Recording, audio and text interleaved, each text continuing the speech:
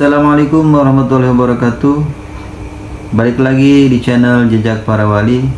Jangan lupa like, komen, dan subscribe-nya. Terima kasih.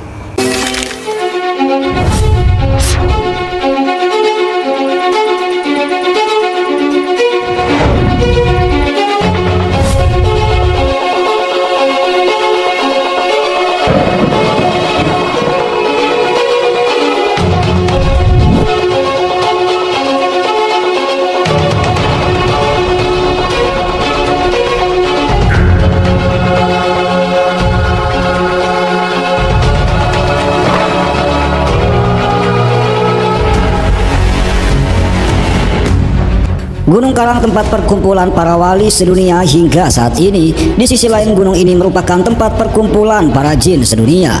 Sebagaimana yang pernah dituturkan oleh Abu Yauci Turtusi, Gunung Karang memiliki dua bagian, putih dan hitam. Bagian putihlah tempat perkumpulan para wali sedunia, dan sebaliknya bagian hitam adalah tempat perkumpulan para jin sedunia. Tak heran jika dibutuhkan arahan khusus dari kuncen gunung bagi siapapun yang hendak mendaki gunung keramat ini. Gunung Karang kerap menjadi wisata religi pilihan bagi warga Banten, bahkan dari luar Banten. Biasanya, tujuan utama para pendaki mendaki gunung ini adalah situs keramat Sumur 7 yang terletak di puncak Gunung Karang dengan ketinggian 1778 mdpl di atas permukaan laut. Sejarah lahirnya Sumur 7 berkaitan erat dengan Sultan Maulana Hasanuddin saat ditantang berperang oleh Prabu Pucuk Umun. Pertarungan keduanya sengit terjadi di puncak Gunung Karang. Setelah menaklukkan Prabu Pucuk Umun, Sultan Hasanuddin merasa kehausan lalu bermunajat kepada Allah untuk memohon air minum. Kemudian sang sultan menancapkan tongkatnya di atas tanah. Atas izin Allah, seketika itu keluarlah 7 mata air menyembur dari dalam tanah. Lubang bekas tongkat yang ditancapkan inilah yang sekarang disebut situs keramat Sumur 7 Gunung Karang. Selain Sumur 7, ada beberapa situs keramat di gunung ini, seperti Batu Menhir, petilasan Sultan Maulana Hasanuddin, makam Syekh Rako, dan makam Syekh Karan. Gunung Karang adalah sebuah gunung berapi yang terletak di Kabupaten Pandeglang, Provinsi Banten. Gunung ini masuk ke dalam kelompok stratovolcano yang memiliki potensi meletus. Meski begitu, warga di sekitar Gunung Karang meyakini bahwa gunung keramat ini dijaga oleh para aulia. Gunung keramat ini merupakan gunung terbesar di tanah Banten.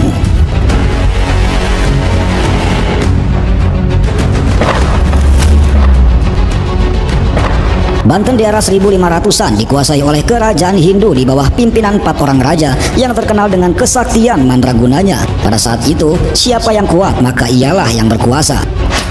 Pasukan dari Portugis, Belanda, dan Inggris begitu mudah masuk ke kawasan Banten. Dapat disimpulkan bahwa pada saat itu Banten dipenuhi orang-orang yang tidak mengenal Allah. Tahun 1526, Kerajaan Demak mengutus Sultan Cirebon Syekh Syarif Hidayatullah atau Sunan Gunung Jati bersama putranya Sultan Maulana Hasanuddin untuk segera pergi ke Banten. Belum ada kendaraan bermesin pada saat itu. Atas izin Allah, jarak antara Cirebon Banten dapat mereka tempuh hanya dalam kurun waktu 1 jam.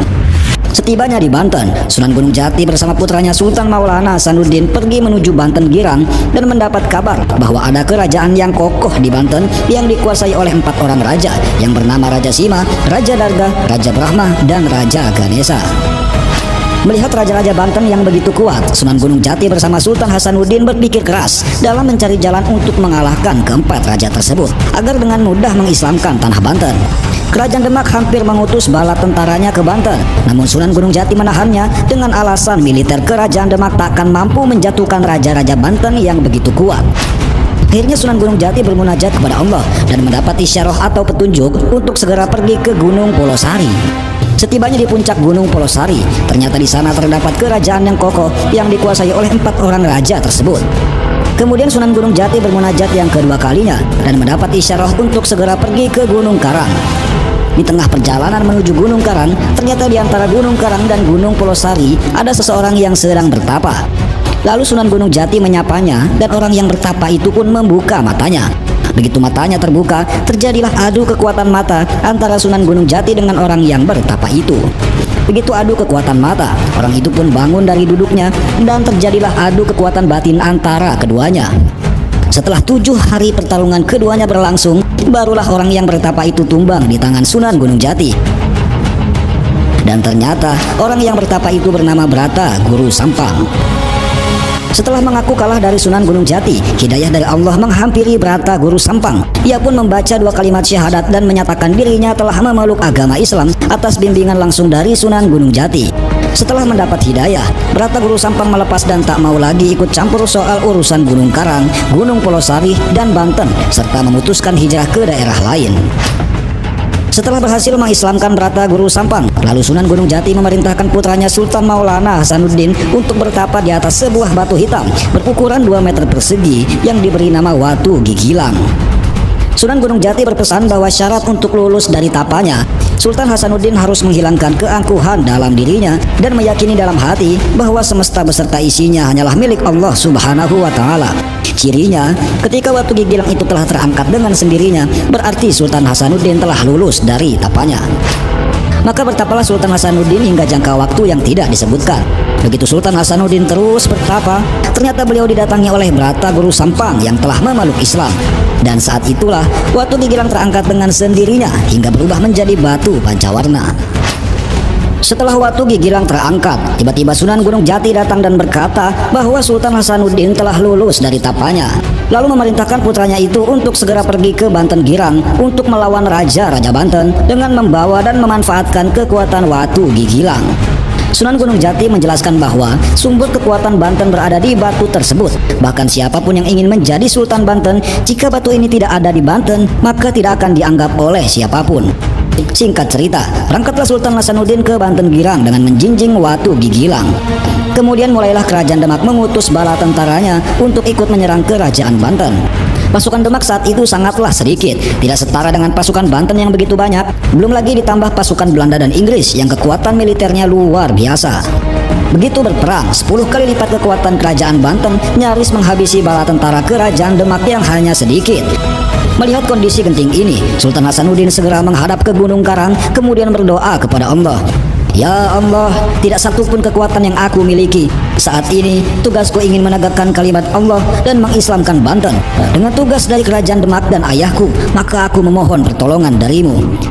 Atas izin Allah, tiba-tiba saja muncul 2 elemen dahsyat, yaitu air dan angin. Air yang turun dari puncak Gunung Karang menyebar ke 2 arah, satu ke arah barat dan yang satu lagi ke Karangpatu. Disusul oleh elemen angin yang muncul dari daerah Pasir Angin, datang dengan mudahnya menghantam Kerajaan Banten. Singkat cerita, akhirnya Sultan Hasanuddin berhasil menjatuhkan keempat Raja Banten beserta kerajaannya. Disinilah awal mula penyebaran dan kejayaan Islam di tanah Banten. Tahun 1552, Sultan Hasanuddin resmi diangkat menjadi Sultan Banten yang pertama. Beliau berkuasa di Banten dalam rentang waktu 1552 sampai 1570. Lalu tali perjuangannya diteruskan oleh putranya yang bernama Sultan Maulana Yusuf sebagai Sultan Banten yang kedua. Demikian sejarah keramat Gunung Karang yang sangat luar biasa. Jadi tak heran jika gunung ini begitu dikeramatkan oleh warga Banten, sebab Gunung Karang adalah titisan dari para leluhur Banten. Jika suatu saat timbul kekacauan besar di Banten, akan turun pasukan dari Gunung Karang untuk memperbaiki kondisi Banten. Adapun Watu Gigilang yang menjadi sumber kekuatan Banten saat ini berada di genggaman cucu dari Sultan Maulana Hasanuddin yang saat ini tidak tinggal di Banten. Warga Banten hanya tinggal menunggu kehadiran Watu Gigilang itu sehingga tanah Banten akan kembali menemukan kejayaannya. Wallahu a'lamu bissawab.